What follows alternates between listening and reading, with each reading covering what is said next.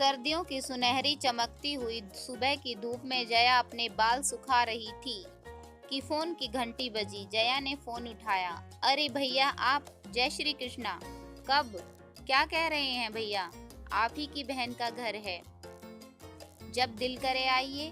बहनें तो राह निहारती हैं मायके से कोई आए। जरूर भैया, ये भी कोई पूछने की बात है। जया दौड़ी दौड़ी नीचे आती है। लता जया की देवरानी नहा रही थी।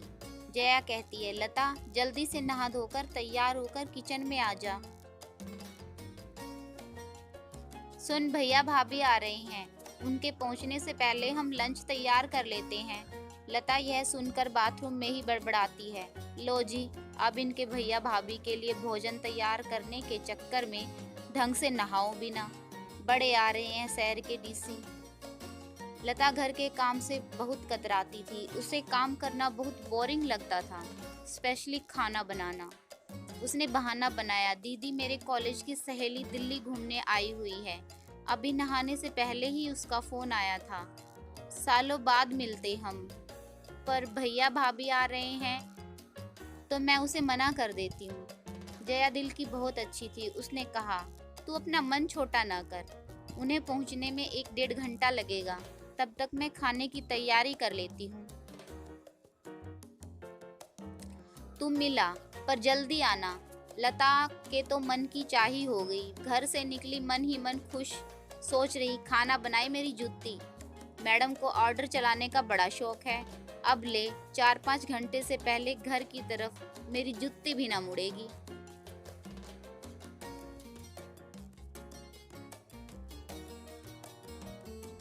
लता 5 घंटे बाद घर लौटी। आज तो खूब मजे किए। घर के बाहर कोई गाड़ी पार्क न देखकर सोचा दीदी के भैया भाभी जा चुके हैं। बेल बजाई तो भाभी ने आकर दरवाजा खोला। वे गुस्से में थी। लता ने जेठानी के सामने सफाई देनी शुरू की। दीदी देखो ना, किसी को समय की कदर ही नहीं। मुझे तो 10 बजे बुला लिया और खुद महारानी लेट पहुंची। ऊपर से दिल्ली के ट्रैफिक जाम का तो आपको पता ही है। भैया भाभी चले गए क्या?